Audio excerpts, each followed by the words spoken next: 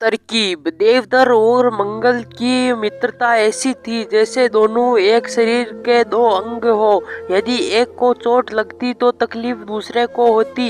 वे दोनों बचपन से ही मित्र थे। उनकी मित्रता उनकी पुरानी हो चुकी थी कि लोग उन्हीं दोस्ती का उदाहरण देते थे। देवेंद्र को देव मंगल और चुके थे। दोनों का अलग अलग व्यापार था। एक दिन दोनों ने तय किया कि वे दोनों मिलकर व्यापार करेंगे। फिर दोनों ने मिलकर व्यापार शुरू कर दिया। उन्हें व्यापार चल निकला और दोनों खूब अमीर हो गए।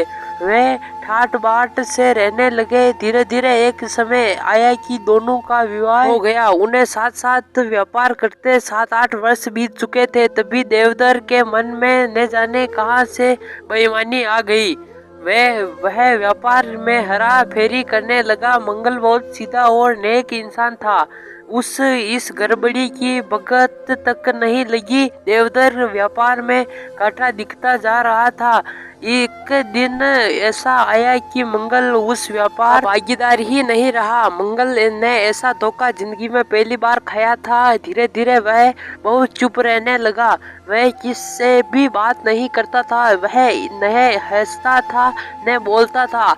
इस कारण उनकी पत्नी बहुत परेशान रहने लगी। एक तरफ और घर के आर्थिक तंगी रहने लगी, दूसरे तरफ मंगल बीमार रहने लगा। मंगल की पति सन्नो ने डॉक्टर वेदा से खूब इलाज करवाया किंतु कोई फायदा नहीं हुआ। किसी डॉक्टर को उसकी बीमारी समझ में नहीं आती थी।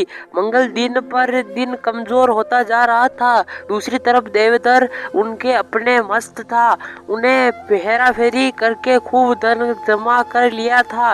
अब अपना अलग व्यापार करने खूब धन कमा था। अपनी पत्नी के लिए उन्हें ढंगो गहरे बनवा दिए थे। गांव के लोग ऐसा विश्वासघात देकर कानों पर हाथ रख लेते थे। लोगों को देवदर की बेईमानी का खूब पता चला था लेकिन कोई भी खुलकर सामने नहीं आता था। एक दिन मंगल का चचा भाई सोहत शहर में से आया। वह मंगल की हालत देखकर हैरान रह गया। मंगल की पत्नी ने तिनेच होते हुए कहा, देवर जी अपने भैया का कुछ इलाज करवाओ। हम तो गांव में इलाज करवा के हार गए परंतु कोई फायदा नहीं हुआ। सोमद ने सन्नो से मंगल की हालत के बारे में विस्तार से जानकारी ली और बोला, भाभी मंगल का इलाज डॉक्टर वैद्य के पास नहीं है, इसका इलाज कुछ और ही है। फिर सोमदत्त ने सन्नो को बताया कि जब तक देवदर मंगल से माफी नहीं मांगेगा मंगल ठीक नहीं होगा। परंतु संतू ने बताया कि देवदर अब बहुत धनी और घमंडी हो गया है। उनका माफी मांगना नामुमकिन है। हम गरीब उसके सामने टिक नहीं सकेंगे। तो देव ने कहा कि मैं इस नामुमकिन को मुमकिन करके दिखाऊंगा। मैं धन के ही उसे नीचा दिखाएगा। उसने अगले दिन से ही अपनी योजना पर काम करना शुरू कर दिया। अगले दिन जब देवदर उन्हें घोड़े पर बैठकर उनकी दुकान जा रहा था तो उसने देखा कि एक आदमी ने उसकी तरफ देखा और जोर से हंस दिया। देवदर को लगा कि कोई यूं ही हंस रहा होगा। वह थोड़ी दूर गया था कि 4 लोग खड़े आपस में बात कर रहे थे।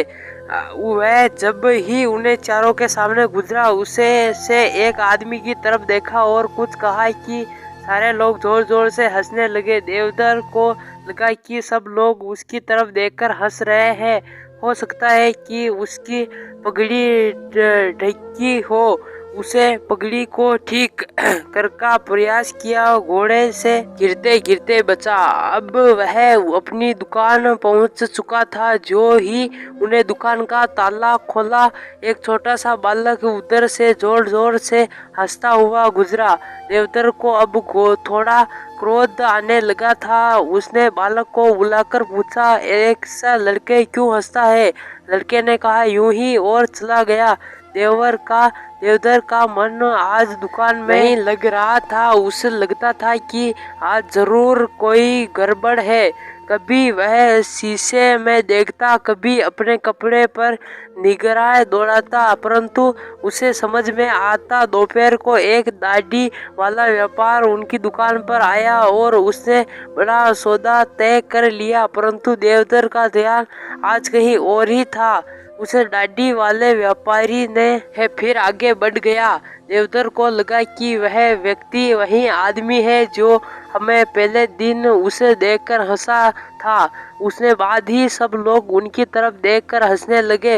हो न हो या कोई राज की बात है और आज जमींदार की हंस रहा है। वह व्यक्ति उनकी ओर शिकायत कर रहा है या उन्हीं दाढ़ी को गड़बड़ है। उन्हें झट से अपनी दाढ़ी में हाथ फेरा और परेशान हो उठा। वह झट से सोमदत्त से मिलने भागा, परंतु वह तय गायब हो चुका था। अगले दिन सुबह देवधर ने सुबह अपने दाढ़ी मूछ साफ करवाई, फिर सोमदत्त को ढूंढने निकला पड़ा। उसे मन में जमींदार की बात उसने की बचनी थी। थोड़ी ही दूर जाने के बाद सोमदत्त जाता दिखा दिया। उसने सोमदत्त से रात ही बात पूछी और सोमदत्त ने कहा, मैं एक ही शर्त पर तुम्हें जिम्मेदार की बात बता सकता हूँ, तुम्हें मेरी एक बात माननी पड़ेगी। देवधर बोला, भैया धन मांगने के लिए अलावा तुम्हें कहो वह मांगूंगा। यह सुनकर सोमदत्त देवधर के पास ही मंगल के घर ले गया और बोला, पहले इससे माफी मांगो, बताऊंगा। देवधर ने पलंग पर लेट व्यक्ति से तुरंत माफी मांग ली। भैया मुझे माफ कर दो। तो वह पलंग से उठकर बैठ गया। उसने चेहरे पर पतली सी मुस्कान की रेखा खींची गई।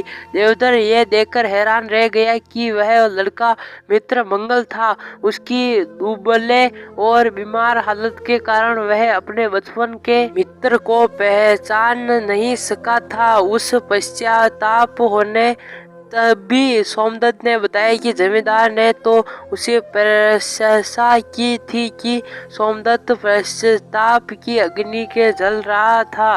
उसने अपने मित्र से कहा कि पर पूर्ण माफी मांगी और गले से लगा।